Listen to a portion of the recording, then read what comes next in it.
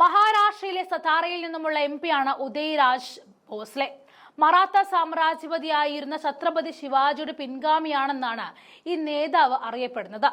വസ്തുനിഷ്ഠപരമായ ഇടങ്ങളിൽ നിന്നുമല്ല ഈ MP ചരിത്രം പഠിക്കുന്നത്, അത് ബോളിവുഡ് സിനിമകളിലെ നായകന്മാരിൽ നിന്നുമാണ്.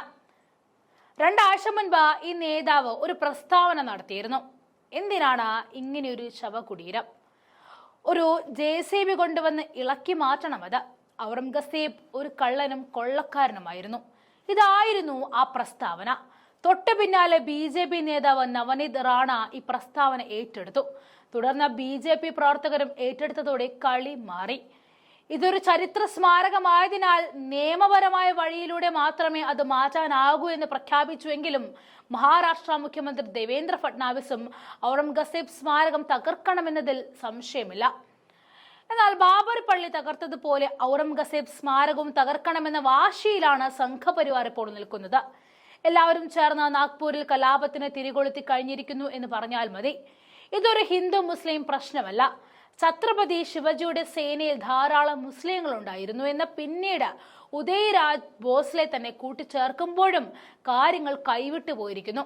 മധ്യപ്രദേശിലെ ബഹ്റാൻപൂരിലെ ആഷിർഗഡ് കോട്ടയുടെ പരിസരത്ത് നിധി കുഴിച്ചിട്ടുണ്ട് എന്ന് കരുതി രാത്രികാലങ്ങളിൽ അവിടെ എത്തി മണ്ണുമാന്തുന്ന അതേ യുക്തിയാണ് ഔറംഗസേബിന്റെ ശവകുടീരം നശിപ്പിക്കാൻ ഇറങ്ങി തിരിച്ചിരിക്കുന്ന BJP സംഘപരിവാർ ആൾക്കൂട്ടത്തിന്റേത് എന്നാണ് ചരിത്രകാരന്മാർ പരിഹസിക്കുന്നത്. ഔറംഗസേബ് കൊള്ളക്കാരനായിരുന്നുവെന്നും ആഷിർഗഡ് കോട്ട പരിസരത്ത് മുഗളർ കുഴിച്ചിട്ട നിധിയുണ്ട് എന്നും ആളുകൾക്ക് വിവരം ലഭിച്ചത് ഒറ്റ സ്ഥലത്തു നിന്നുമാണ്, ചാവ എന്ന വിക്കി കൗശൽ നായകനായ ബോളിവുഡ് സിനിമയിൽ നിന്ന്. അതുകൊണ്ടാണ് സംഘപരിവാർ നേതാക്കൾ ചരിത്രം പഠിക്കുന്നത് ബോളിവുഡ് സിനിമയിൽ നിന്നുമാണെന്ന് പറയേണ്ടി വന്നത്. മുസ്ലിം വിദ്വേഷ സമൂഹത്തിൽ പടർത്തുക, അതുവഴി സംഘപരിവാറിന് രാഷ്ട്രീയ ലാഭമുണ്ടാക്കുക എന്ന ഒറ്റ ലക്ഷ്യത്തിൽ പുറത്തിറങ്ങുന്ന സിനിമകളുടെ കൂട്ടത്തിൽ പെട്ടതാണ് ചാവ. ശിവജി കാരന്തിന്റെ നോവലിനെ ആസ്പദമാക്കി നിർമ്മിച്ച സിനിമയിൽ ഔറംഗസേബും ശിവാജിയുടെ പുത്രനായിട്ടുള്ള സംഭാജിയും തമ്മിലുള്ള യുദ്ധവും സംഭാജിയുടെ കൊലപാതകവുമാണ് ഉള്ളത്. അക്കാലത്തെ 2 നാട്ടുരാജാക്കന്മാർ തമ്മിൽ അധികാരത്തിന്റെ പുറത്തുള്ള ബലാബലത്തെ ഹിന്ദു മുസ്ലിം പ്രശ്നമായി അവതരിപ്പിക്കുകയാണ് സിനിമ ചെയ്യുന്നത്.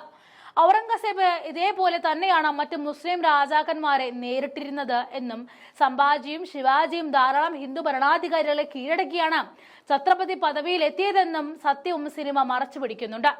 ഹിന്ദു പ്രതിനിധിയായ സംഭാജിയെ ക്രൂരമായി വധിക്കുന്ന മുസ്ലിം പ്രതിനിധിയായ ഔറംഗസേബിലൂന്നിയാണ് സിനിമയുടെ ആഖ്യാനം. വൈകാരികതയ്ക്ക് നിറം പിടിപ്പിച്ച് ശാരീരിക പീഡന രംഗങ്ങൾ വലിച്ചു നീട്ടി മനുഷ്യത്വം മരവിപ്പിച്ച ഒരു ഭീകരനായ ഔറംഗസേബിനെ ചിത്രീകരിക്കുക വഴി മുസ്ലിങ്ങൾക്കെതിരെയുള്ള വെറുപ്പ് വളർത്തിയെടുക്കുകയാണ് സിനിമ ചെയ്യുന്നത്. എന്തായാലും ചാവ സിനിമയെ തുടർന്നുണ്ടായിട്ടുള്ള വൈകാരിക പ്രതികരണങ്ങളോടുള്ള മറുപടി എന്ന നിലയിൽ മഹാരാഷ്ട്രയിൽ നിന്നുമുള്ള സമാജ്വാദ് പാർട്ടി MLA ആയ അബു അസ്മി ഔറംഗസേബ് മികച്ച ഭരണാധികാരിയായിരുന്നുവെന്ന് പറഞ്ഞതാണ് പുതിയ പ്രശ്നങ്ങളുടെ ആരംഭം. അത് മഹാരാഷ്ട്രയിൽ വലിയ വൈകാരിക പ്രശ്നങ്ങളായി മാറുകയും രാജ്യദ്രോഹ കുറ്റം ചുമത്തി അബു അസ്മിക്കെതിരെ കേസെടുക്കുകയും ചെയ്തിരിക്കുകയാണ് ഇപ്പോൾ. മഹാരാഷ്ട്ര നിയമസഭയുടെ ബജറ്റ് സെക്ഷനിൽ നിന്നും അബു അസ്മിയെ പുറത്താക്കുകയും ചെയ്തു. അതേസമയം നൂറ്റാണ്ടുകളോളം ഇന്ത്യ ഭരിച്ചിരുന്ന മുഗൾ ബലപ്രയോഗത്തിലൂടെ മുസ്ലിം മതത്തിലേക്ക് ഹിന്ദുക്കളെ മാറ്റാൻ ശ്രമിച്ചതിന് യാതൊരു തെളിവുകളുമില്ല എന്നാണ് ചരിത്രകാരന്മാരുടെ പക്ഷം.